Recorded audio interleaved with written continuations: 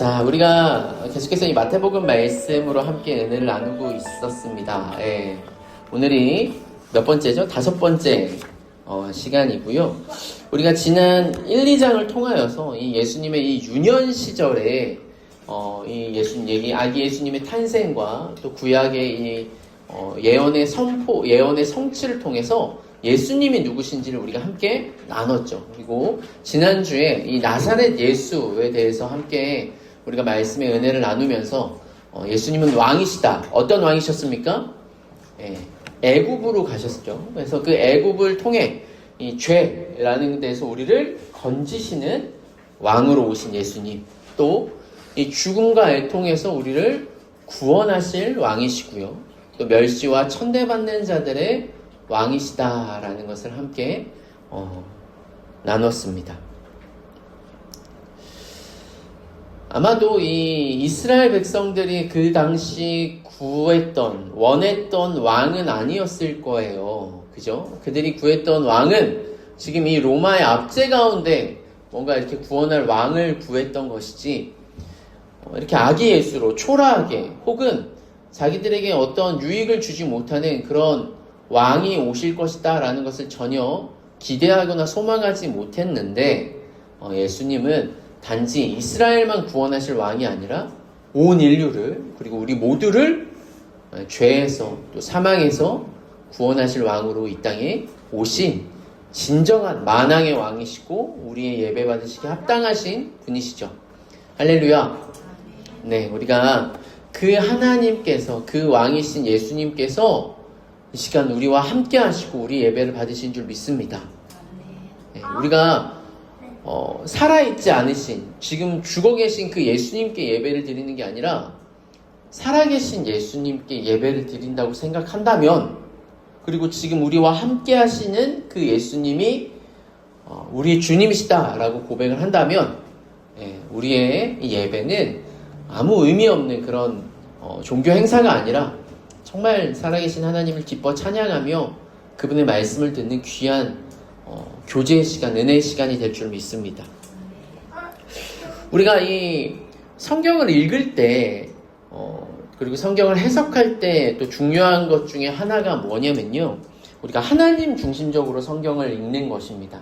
제가 왜 오늘 이 이야기를 하느냐, 지난주에 예배 끝나고 제가 문예대회를 갔거든요. 그 문예대회를 갔을 때도 우리 노예 목사님께서, 어르신 목사님께서 이제 우리 아이들이 많으니까 얘기를 하는데 한나와 사무엘 얘기를 하시는 거예요. 그래서 이제 당연히 부모님은 한나처럼 기도해야 되고, 우리 아이들은 사무엘처럼 그럼 기도의 사람, 믿음의 사람이 돼야 된다, 이렇게 얘기를 하는데, 틀린 말은 아닙니다. 근데 이제 우리가 성경을 대할 때 항상 이 아이들에게는 좀 성경을 쉽게 얘기하기 위해서 뭔가 이 모범론적으로 얘기를 하거든요. 그 말이 뭐냐? 우리가 예전에 이 창세기를 할 때도 그랬는데, 아브라함을 보면서 우리가 아브라함의 믿음을 닮아야지. 맞습니까? 꼭 그래야 되는 건 아니에요. 꼭 그래야 되는 건 아니. 꼭 그래야 되는 거는 아닌데 뭔가 네. 우리가 성경에 이 인물들을 우리가 다 닮을 수 없죠. 우리가 아브라함일 수도 없고 모세일 수도 없고 다윗일 수도 없어요. 근데 이제 그들의 믿음을 보면서 참 그들의 믿음이 대단하다, 뭔가 이제 존중과 존경의 대상이 될 수는 있지만, 우리 보고 그렇게 하라는 것은 뭔가 닿을 수 없는 존재, 우리가 닿아야 한다는 어떤 우리가 사무엘이 될 수가 없고요. 우리가 한나처럼 그럴 수가 없어요. 그들은 그들이고 우리는 우리입니다. 우리가 성경을 볼 때 성경 전체의 주인공은 누구죠? 하나님, 예수님이에요. 그래서 우리가 성경을 볼 때 되게 중요한 관점은 뭐냐면, 성경의 인물들을 보면서 우리가 그들을 닮으려고 하는 게 아니라, 그 인물들을 하나님이 어떻게 만들어 가시고 어떻게 사용하시고 통해서 하나님이 누구시고 은혜가 무엇이며 우리에게 하시려는 말씀이 무엇인지를 거기서 찾아야 되는 거예요. 무슨 말씀이신지 알겠죠? 그래서 우리는요, 성경에 어떤 인물들을 초점을 맞추는 게 아니라 하나님의 은혜와 또 하나님의 사랑에 초점을 맞춰서 성경을 봐야 할 것입니다. 제가 오늘 이 이야기를 왜 하느냐, 오늘 계속해서 우리가 예수님에 대해서 나누다가 오늘 이야기 자체만 보면은 주인공이 누굽니까? 허결. 허가 왜 나오지? 오늘 이야기 주인공은 누구죠? 허결. 요한이 허씨였나요? 네, 세례 요한이죠. 우리 결이 예배 드릴 때 그렇게 장난 너무 치면 안 돼요. 네, 똑바로 말씀을 잘 듣고 집중해야 돼요. 예배는 학교에서 공부하는 것보다 더 중요해요. 이거 하나님 앞에 드리는 거예요. 그래서 우리가 이 시간 이제 세례 요한에 대한 어떤 이야기지만 우리가 세례 요한을 보면서 세례 요한을 우리가 닮을 수 있을까요? 네. 닮을 수 있어요. 일단 몸 안 닮았어. 일단 안 닮았어. 뭐 외형이나 이런 것들을 얘기하는 건 아닌데 일단 똑같은 거 있어요. 세례 요한을 보면서 우리는 누굴 봐야 되냐면 하나님을 봐야 돼요. 똑같은 거 있어요. 자, 새로운 요한이요. 오늘 진짜 전체 주인공은 예수님이시고요. 이 예수님을 드러내기 위해 오늘 세례 요한이 어떻게 쓰여지는지. 그래서 이것들을 우리가 이제 뭐 영화나 드라마 보면은 조연이라고 하죠. 조연. 여러분. 주연이 아니라 뭐예요? 조연이에요. 엑스트라. 정말 명품 조연이 명품 작품뿐만 아니라 이 주인공을 더 빛나게 하는 것처럼 세례 요한은 지금 예수님을 빛나게 하는 존재로 성경이 설명을 하고 있습니다. 자, 우리 1절부터 4절에 보면은 이 세례 요한에 대한 어떤 기본적인 설명이 나오는 것을 볼 수가 있어요. 자, 1절에 그때에 라고 합니다. 그때. 어느 때일까요? 우리가 지난주에 예수님이 어디서 예수님이 어느 동네의 사람이라고 했죠? 나사렛. 맞아요. 예수님이 나사렛에서 사셨던, 아직 예수님이 이제 공생애를 시작하기 전이에요. 나사렛에서 사셨던 그때에 지금 세례 요한이 유대 광야에서 선포합니다. 지금 여기에 나오진 않지만 우리가 세례 요한이 예수님이랑 거의 비슷한 시기에 태어난 걸 알 수 있어요. 예수님이 태어나기 전에 세례 요한의 부모님인 사가랴와 엘리사벳에게 천사가 나타나서 이 세례 요한의 탄생을 얘기한 것이 누가복음에 나와 있죠. 그래서 보통 이 예수님보다 세례 요한이 6개월 먼저 태어났어요. 자, 그래서 이 세례 요한이 갑자기 이제 나타났는데, 자, 세례 요한의 사명이 있었습니다. 먼저 2절에 보면은 회개하라, 천국이 가까이 왔느니라 하였으니, 이거는 이제 좀 이따 한번 보고요. 자, 이 세례 요한이 어떤 자로 지금 마태가 설명을 하고 있느냐? 선지자 이사야를 통하여 말씀하신 자라 일렀으되 광야에 외치는 자의 소리가 있어 이르되 너희가 주의 길을 준비하라. 그가 오실 길을 곧게 하라 하였느니라. 네, 지금 이사야 40장 3절의 말씀을 인용하고 있는 거예요. 이사야에 보면은 메시아, 예수님이 오시기 전에 이 예수님의 길을 곧게 하는 사람이 나타날 것이다 라고 예언을 하고요. 그 예언의 성취가 지금 이 세례 요한이다 라고 얘기를 하는 거예요. 그래서 이 세례 요한은 뭐냐? 이 3절 말씀에 보면은 세례 요한의 사명은 주의 길을 뭐 하는 사람이다? 준비하는 사람이다.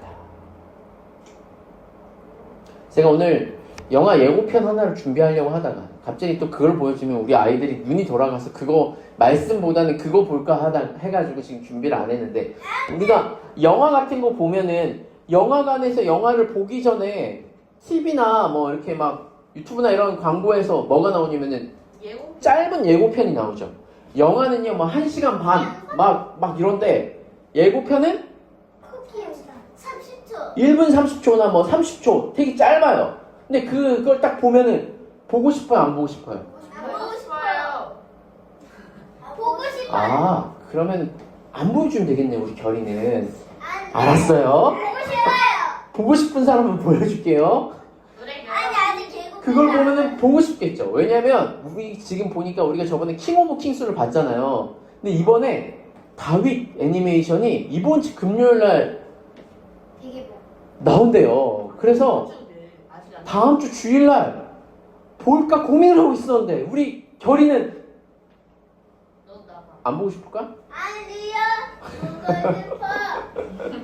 우리가 예고편을 보면은 와 이런 영화구나. 뭔가 기대가 되고 보고 싶어요.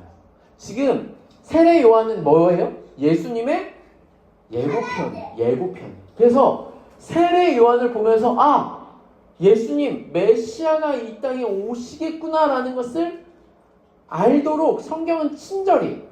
그래서 방금 우리 결이가 쿠키 영상이라고 했는데 아마도 이사야의 그 예언은 쿠키 영상이고 이사야 40장 3절에 이 주의 길을 예비하는 사람이 올 거다라는 것은 정말 이 구약의 마무리의 어떤 정말 하나 던져주는 쿠키 영상이고 세례 요한은 뭐라고요? 예고편이다. 본편은 뭐예요? 예수님이죠. 네. 그래서 이 세례 요한의 사명은 예수님을 예고하고 준비하는 사명이다. 그런데요, 우리가 이 세례 요한을 보면서 누군가를 떠올릴 수가 있어요. 누굴까요? 아줌마. 저 옆에 지금 옷이 비슷하다고 해가지고 그런 게 아니라 할아버지? 지금 우리 아이들은 지금 막 말하지만 이 이스라엘 백성들은요, 이 세례 요한을 보면서 누구를 생각하면은 엘리야를 생각하게 됩니다. 우리가 유한 아니에요? 이 열왕기 하 1장 8절에 보면요, 이 엘리야가 이랬어요. 그들이 그에게 대답하되 그는 털이 많은 사람인데 허리에 가죽띠를 띄었더이다 하니 왕이 이르되 그는 지셉 사람 엘리야로다. 지금 여기 보면요, 이 세례 요한의 어떤 모습을 4절에 얘기하는 걸 볼 수 있죠. 그가 낙타털 옷을 입고 허리에 가죽띠를 띠고 음식은 메뚜기와 석청이었더라. 아마도 이 세례 요한은요, 진짜 이 자기가 선지자라는 사명, 그래서 구약의 마지막 선지자가 바로 세례 요한입니다. 근데 어쨌든 이 세례 요한이 이 살아가는 어떤 삶의 모습을 보면 진짜 선지자 같아요. 일단 낙타털 옷을 입었대요.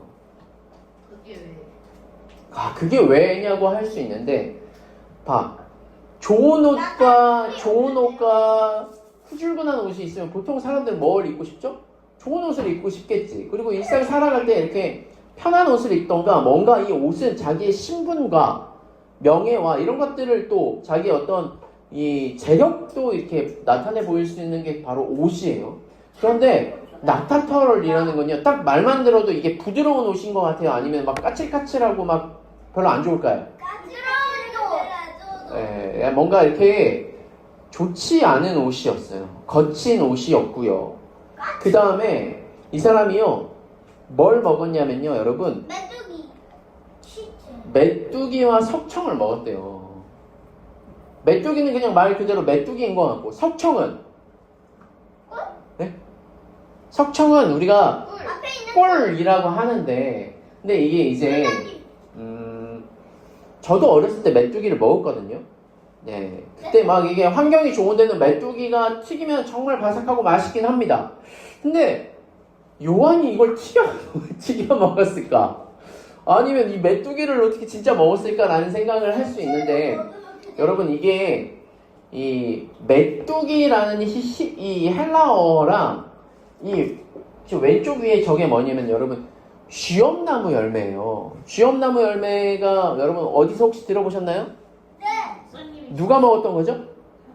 탕자가 먹었던 거죠. 탕자가 이 돼지들이 먹는 약간 식물들 중에서도 좀 이렇게 하급으로 치는 그런 쥐엄나무, 정말 이렇게, 그러니까 좋은 영양소는 아니었어요. 근데 이게 거의 비슷하다고 해요. 그래서 메뚜기가 아니라 이 쥐엄나무 열매를 먹지 않았을까, 성경학자들이 그렇게 하는 사람들도 있고요. 그 다음에 이 석청도 꿀인데, 솔직히 지금도 꿀이 싼 음식입니까? 네. 비싸요? 비싸요. 꿀은요 지금도 엄청 막 비싸요. 대답하지 마세요, 별이. 엄청 비싸요. 엄청 비싸진 않는데, 그래도 꿀은 그냥 쉽게 먹는 그런 음식은 아니에요. 근데요, 여기서 석청이라고 하는 거는 뭐냐면요, 여러분, 그때 당시에 광야에 벌들이 많은 게 아니라 이 야자나무, 광야에 이 종려나무의 열매들이 있는데 이 종려나무 열매를 다 따지 않고 가난한 사람들이 먹을 수 있도록 따지 않은 열매들이 있었어요. 그리고 그 열매가 땅에 떨어지면요, 돌에 부딪혀서 그 열매들이 이렇게 쫙 이렇게 깨지는 거예요. 그러면은 거기에 이 종려나무 열매들이 이제 막 이렇게 열매에서 나는 뭔가 이렇게 좀 그런 것들. 그래서 거기가 이제 꿀처럼 찐득찐득하고 그래서 그걸 석청이라고 한다. 예, 이런 얘기를 하더라고요. 저도 예전에는 꿀과 메뚜기는 상당한 보양식인데라고 생각을 했는데 지금 이 요한이 광야에서 먹었다는 거는 아무래도 이 설이 저는 조금 더 합당하지 않나. 그러니까 이것도 다들 이제 좋은 열매가 아니라 이제 가난한 사람들 남겨놓으려는 이스라엘의 풍속 가운데 그 열매들이 떨어져서 바위 위에 깨져 있는 그런 것들을 먹지 않았을까라고 하는 것이죠. 어쨌든 이 요한은요 참 외형적으로 봐도 이 범상치 않고 사는 것도 그렇고 먹는 것도 그렇고 참 진짜 선지자처럼 살았다. 그리고 누굴 연상하게 한다고요? 엘리야. 왜냐면 엘리야의 어떤 외형과 이 세례 요한의 외형이 상당히 비슷했던 것이죠. 그런데요, 여러분, 지금 제가 세례 요한이 마지막 뭐라고 했죠? 세례 요한의 직분? 세례 요한이 뭐라고요? 마지막? 선지자라고 했어요. 여러분, 선지자가 어느 시대에 많이 나왔죠? 그쵸, 구약이긴 하죠. 근데 구약에 여러 시대가 있는데 옛날에 막 모세 때도 선지자가 있었나? 네. 아니요. 그때는 모세도 없었는데. 맞아요. 그때는 선지자가 없었어요. 선지자라는 존재는 언제부터 나왔냐면요, 왕이 있고부터 나왔어요. 왕이 있고부터 시대가 달라져서 왕정 시대가 되면서 왕이 이스라엘의 모두를 대표하잖아요. 그런데 그 왕이 이스라엘을 다 대표하는데 그 왕이 하나님의 말씀에 벗어나서 딴 길로 가. 그러면은 그 왕을 견제할 만한 사람이 있어요, 없어요? 있어요. 없죠.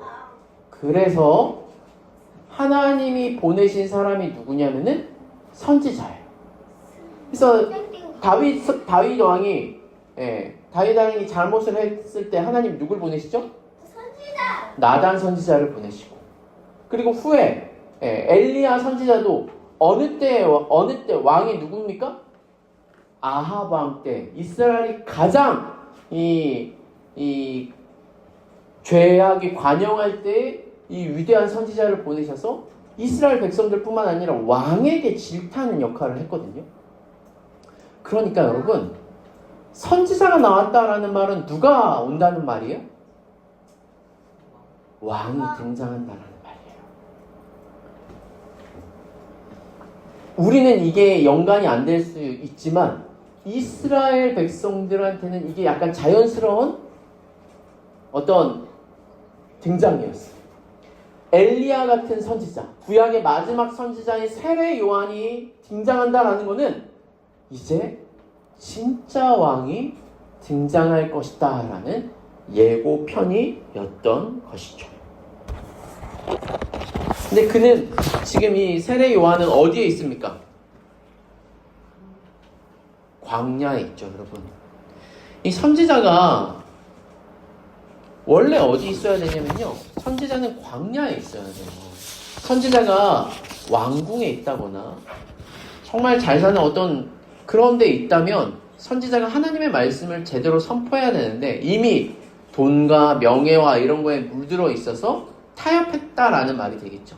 그래서 철저하게 정말 하나님께서는 이 세례 요한을 광야에 두셔서 외치는 자가 되게 합니다. 여러분, 광야는 어떤 곳입니까? 사람도 없고 먹을 것도 없고, 솔직히 광야에서 외치면 누가 들어요? 지나가는 메뚜기가 들을까요? 네. 개미. 광야는요, 굳이 그걸 들으려고 나오는 사람이 있지 않는 이상 외쳐도 듣는 사람이 없어요. 근데 왜 세례 요한이 광야에 외치는 자인가? 광야에 듣는 사람이 없어도 외쳐야 하는 그의 사명이 있었던 것이죠. 자, 우리가 이 세례 요한에 대해서 잠깐 이 호구주사처럼 했다면, 자, 세례 요한이 지금 세례 요한의 대사가 뭐죠? 오늘 성경에서 세례 요한이 뭐라고 하죠? 2절 봅시다. 2절. 한번 다 같이 읽어볼까요? 시작. 회개하라. 천국이 가까이 왔느니라 하였으니. 아멘. 자, 근데 여러분 성경이 앞에 있죠. 한 장만 한번 넘겨볼까요? 4장 17절을 한번 봅시다. 4장 17절.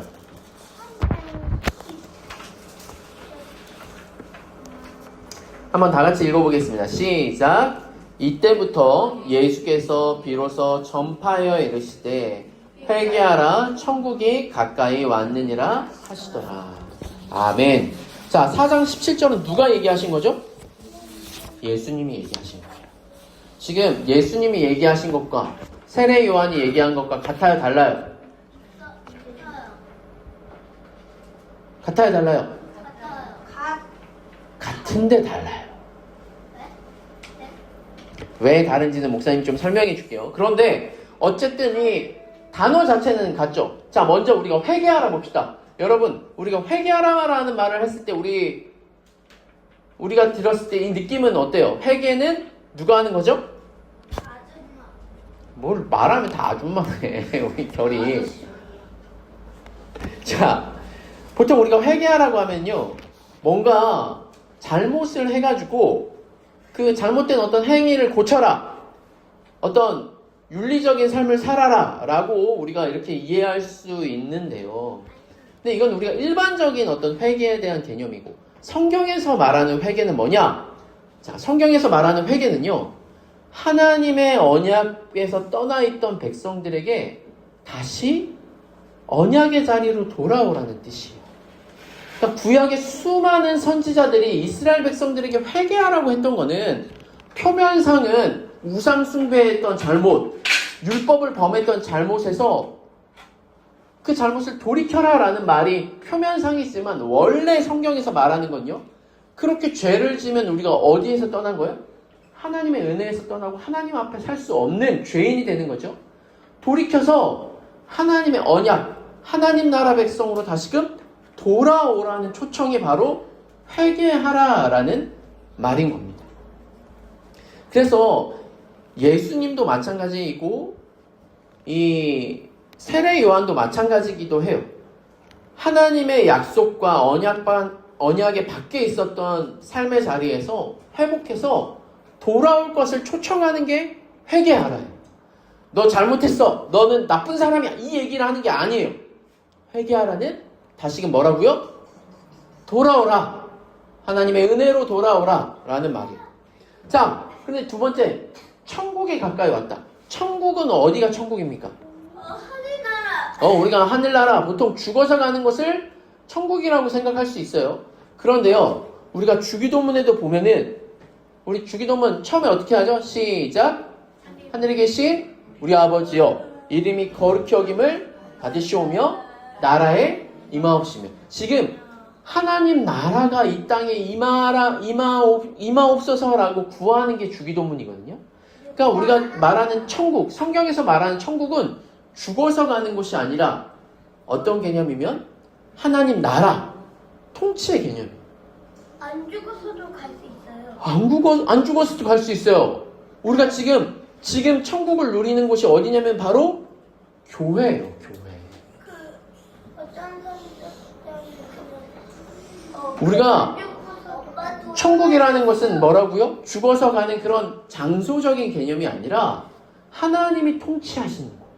하나님이 말씀하시고 하나님께 영광을 돌리며 그 하나님의 통치를 따르는 백성들이 거하는 그곳이 바로 천국이다. 그래서 예수님도요, 천국이요, 지금 우리 가운데 이 땅에 임한다 라고 말을 했는데요. 지금 이 세례 요한이 천국이 죽어서 가는 곳이 아니라 하나님의 통치가 우리 가운데 임하는데 어떻게 임하느냐? 가까이 왔다 그랬어요. 가까이 왔다. 자, 이 가까이 왔다라는 말은 뭐냐면 이제 헬라어로는 엥기조라고 하는데 이제 완료형이거든요. 그러니까 이제 우리가 이 말 보면은 가까이 왔다고 하니까 임박했지 아직 우리 가운데 임하진 않았구나라고 생각을 할 수 있는데 세례 요한의 말씀 선포는 뭐냐면 이미 왔다라는 거예요. 하나님 나라가 이미 왔다. 회개하라 라고 얘기를 하는 거죠. 그런데요, 이 예수님의 선포와 세례 요한의 선포가 저는 약간 다르다고 말씀을 드렸습니다. 왜냐하면 이제 세례 요한은 마지막 선지자로서 구약의 관점에서 하나님 나라가 이 땅에 임했다라는 것을 선포하는 것이고요. 예수님은요, 새로운 시대에서 하나님 나라가 이 땅에 임했음을 선포하는 거예요.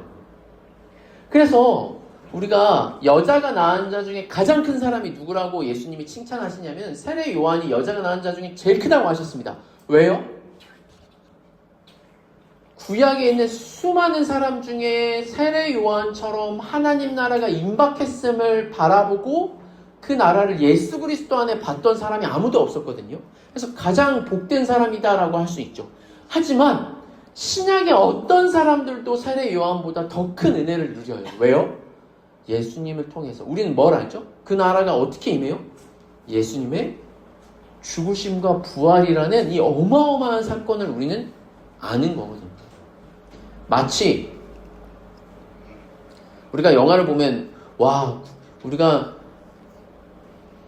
최근에 이렇게 왕가 산 남자 이런 거 봐도 막 왕들이 사는 걸 보면 되게 부럽잖아요. 맞습니까? 왕들이 사는 걸 보면 막 몇첩반상 이러면서 막 먹고 싶은 거 내오라 그러면 다 내오고 왕은 정말 저렇게 사는구나 부러울 수 있죠. 근데 왕은요, 지금처럼 우리처럼 손가락 몇 번으로 먹고 싶은 거 배달할 수 있어요, 없어요? 없어요. 왕이요, 심심하면은 막 지구 반대편에 있는 해외 어떤 영상을 보면서 여기 볼 수 있어요, 없어요? 없어요. 왕이요? 없어요. 아니, 조선시대 왕이요. 제가 말하는 왕은 우리가 말하는 그 조선시대 단종이나 아무튼 그 조선시대 왕들이 자기가 먹고 싶은 걸 배달할 수 있거나 혹은 가고 싶은 걸 갈 수 있거나 보고 싶은 걸 볼 수 있거나 그럴 수 있어요, 없어요? 있어요.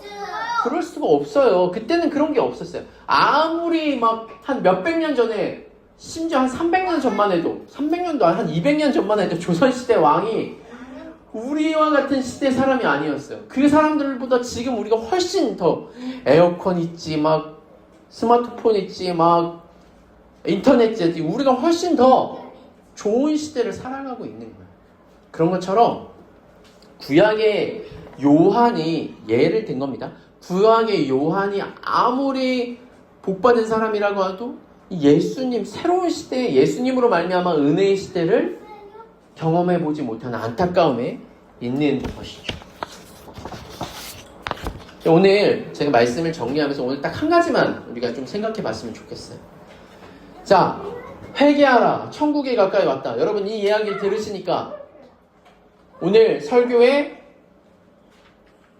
적용 혹은 설교를 보면서 그러면 그래, 회개하면 되겠구나. 주인공이 얘기하면 회개하면 되겠죠. 그럼 어떻게 뭘 회개해야 되죠? 자, 오늘 우리 8절부터 10절 한번 봅시다. 이 요한이요, 이 회개하라, 천국이 가까이 왔다라고 선포를 하는데 5절에 보면은 예루살렘과 온 유대와 요단강 사방에서 다 그에게 나와서 자기 죄를 자복하고 세례를 받습니다. 여러분, 구약에 세례가 나오지 않죠. 당시에는요, SNF나 쿵란 공동체가 세례를 했는데 이 세례는 셀프 세례였다고 해요. 그러니까 그때에도 뭔가 이렇게 경건하게 살아가는 사람들이 내 죄를 씻기 위해서 스스로 몸을 씻는 거예요. 우리가 그런 거 있잖아요. 이제 저기 산에서 돛 닦는 사람들이나 이제 이 스님들이나 이런 분들 보면은 내가 이제 깨끗하게 살기 위해서 목욕제계를 한다. 그래서 뭔가 이렇게 맑은 물에 들어가서 이렇게 몸을 씻고 막 이런 것처럼 이 유대인들 중에서도 목욕제계를 하는 사람들이 있었는데 다 뭐 자기가 셀프로 이렇게 씻은 거죠. 그런데 성경에서 처음으로 세례를 준 사람이 누구냐면은 세례 요한이에요.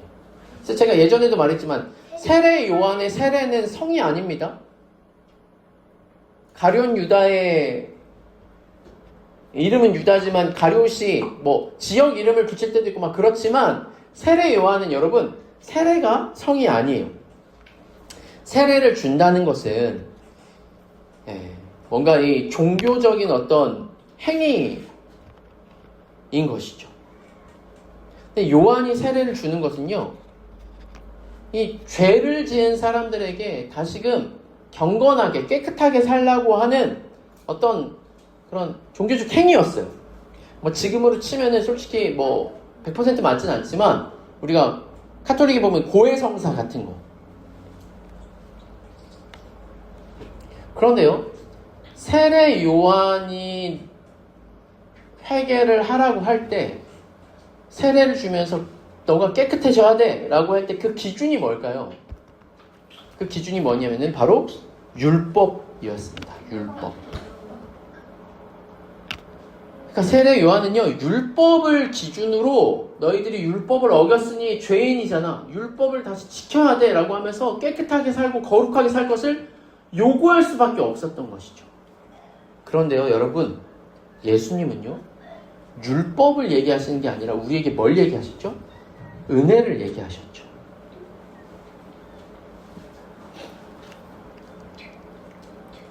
그래서 우리가 회개에 대해서도요, 세례 요한이 말했던 회개와 예수님이 말했던 회개가 달라요. 세례 요한의 회개는요, 예를 들자면 그런 겁니다. 자, 이렇게 우리가 막 공원에 가고 있어요. 공원에 가는데 꽃이 너무 예뻐. 그래서 그 꽃을 꺾었어요. 근데 그 꽃을 꺾었는데 몇 발짝 가지 않아서 표말에 뭐라고 써있냐면은 꽃을 꺾지 마세요. 이렇게 써져 있었어요. 근데도 근데 이걸 모르고 꺾을 수도 있었지. 그리고 알고도 꺾는 사람이 있을 수도 있어. 근데 나는 모르고 꺾었다고 해. 모르고 꺾었어도 이 꽃을 꺾지 마세요. 꺾으면 뭐 벌금 얼마 막 이렇게 이게 뭐 이렇게 하고 하면은 꺾은 나는 어떻게 돼요? 죽어요. 뭐 죽이기까지는 않지. 죽이진 않아요. 돈 내면 돼. 뭐 벌금을 내거나 뭐 어떻게. 아무튼 내가 죄를 지었구나. 이 꺾으면 안 되는 거였는데 나는 모르고 했으나 이건 죄였다라는 것을 알게 되죠. 사회적으로 죽어요. 그런데요, 이거는 이제 요한이 말했던 율법의 기준에서 회개였다면 이 율법을 갖다 대고 자, 이거는 죄야. 이렇게 사는 거는 잘못됐어. 이렇게 살아야 돼. 얘기를 하는 거라면 예수님이 우리에게 주시려고 하는 회개는 뭡니까? 그 꽃을 보고 내가 소유하려고 하고 내가 꺾어가는 게 아니라 그 꽃을 보고 사랑하도록 하는 게 예수님이 우리에게 요구하시는 회개인 것이죠. 사랑하면요, 그 꽃을 꺾지 않겠죠. 여러분, 하라, 하지 마라. 지금도 마찬가지입니다. 솔직히 우리 아이들이 어려서 결이는 왜 갈까? 앉을까? 결아, 예배 가운데 떠들면 안 돼. 예배 가운데 로이 장난치면 안 돼. 뭐 하면 안 돼. 이거는 뭐냐면요, 율법이에요. 율법이에요? 근데 정말 우리 결이나 로이나 우리 아이들이 예수님을 만났어. 예수님을 사랑해. 그러면 예배 때 어떻게 드릴까요?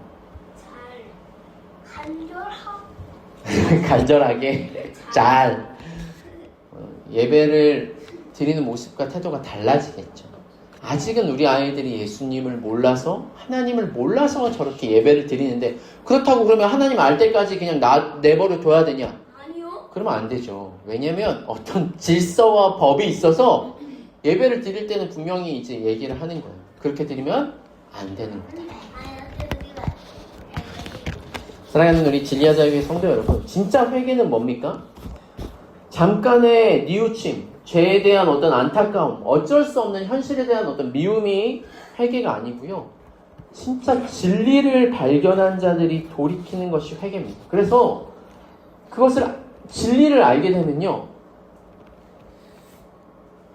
관점이 변하고, 태도가 변하고, 삶이 변하고, 모든 것들이 변하게 되어 있는 거예요. 제가 극단적인 예를 좀 또 하나 더 들자면, 최근에 베네수엘라에 7.5의 강진이 생겼죠. 수많은 사람들이 죽었습니다. 우리 지구 반대편에. 그런데요, 제가 뭘 봤냐면요.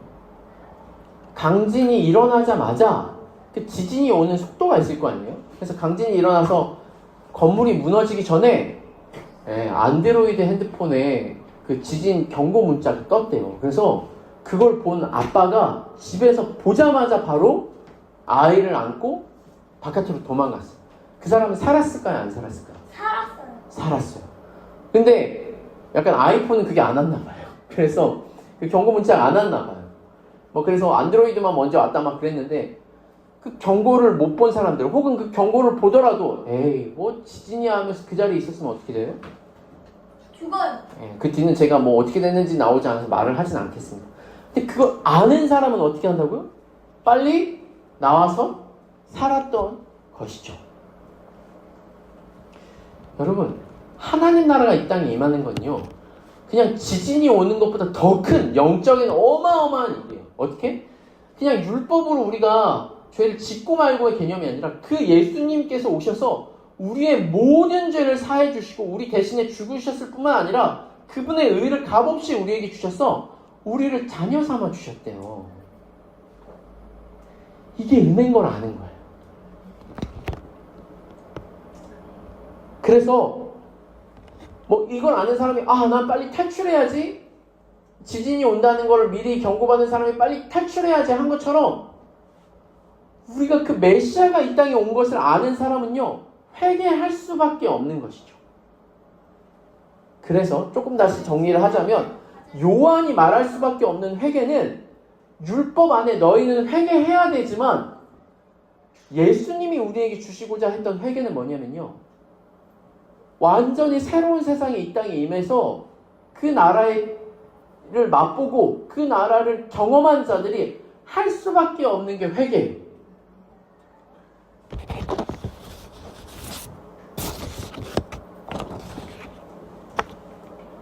제가 예전에도 말씀을 드렸죠. 우리 아이들은 아마 못 들었을 수도 있는데, 제가 복음에 기초할 때 회개가 있습니다. 이 회개 때 뭐 얘기하냐면 번데기 얘기를 드렸잖아요. 번데기. 우리 아이들 번데기 먹어봤어요? 유리 번데기 먹어봤어요? 아니요, 먹고 싶어요. 먹고 싶어요. 저도 먹고 싶어요. 먹으면요 엄청 담백하고 젤리 같아요? 젤리 같나요? 맛있어요. 경란장님 번데기 먹어봤어요? 네. 근데 번데기가 살아있을 때를 제가 한번 보고 영상을 보고, 번데기가 죽어서 먹는 걸로 나오면 이렇게 까맣고 그냥 이런 거 하나인데, 살아있을 때는 하얗고 꿈틀꿈틀거리고 손가락만 해요.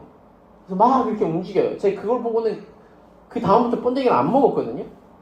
근데 그거 그냥 살아있는 거를 먹는 사람도 있어요. 먹는 사람도 있는데 우리는 보통은 그렇게 할 수가 없죠. 왜요? 그 벌레를 그렇게 먹을 수가 없어요. 징그럽잖아요.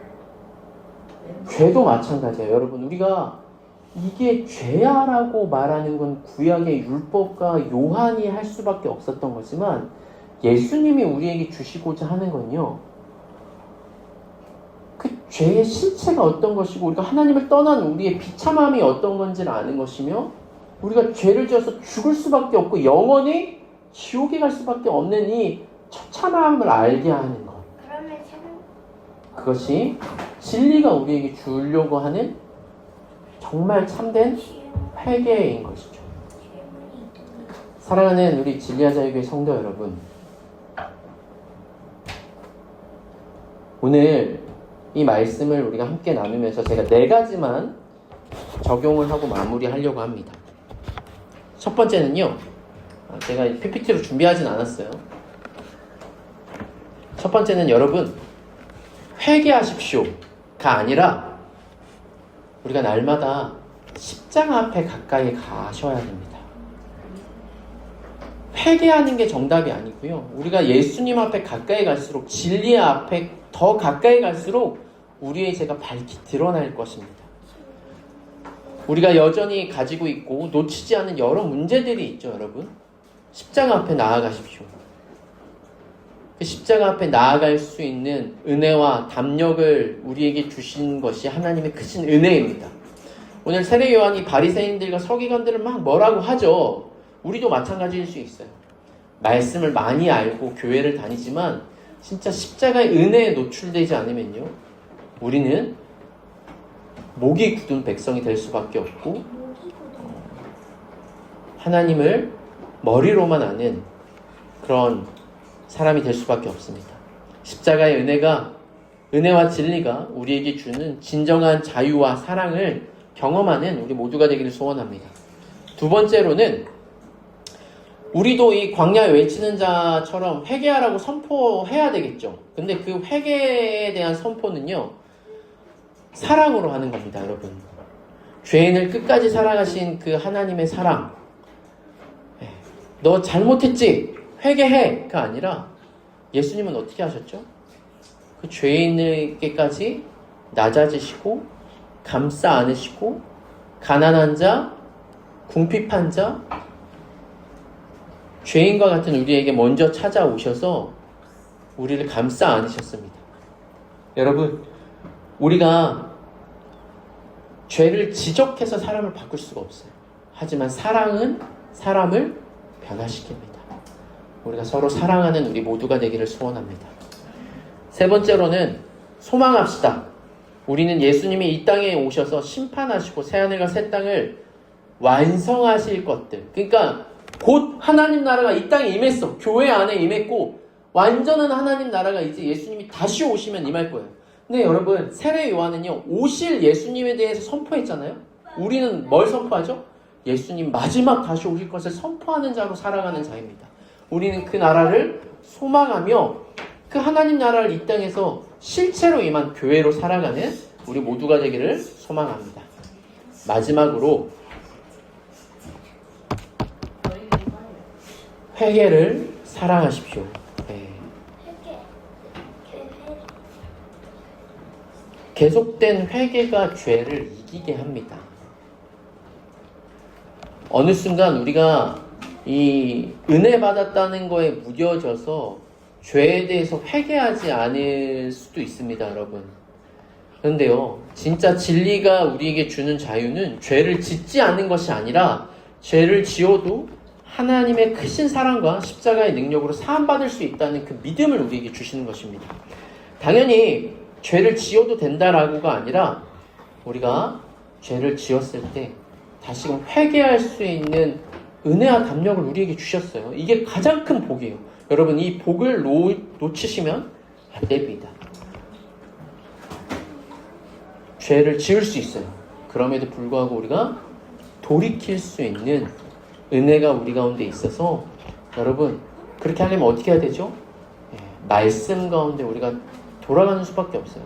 우리가 그냥 뭐 잘못했다는 게 아니라 하나님께 돌아가는 것, 그거는요, 우리가 말씀에 노출되고 은혜에 노출되고 다시금 돌이켜 내 욕망과 내 욕심, 나의 주인 되려고 했던 것들을 내려놓고 하나님의 말씀의 통치 가운데 들어가는 것입니다.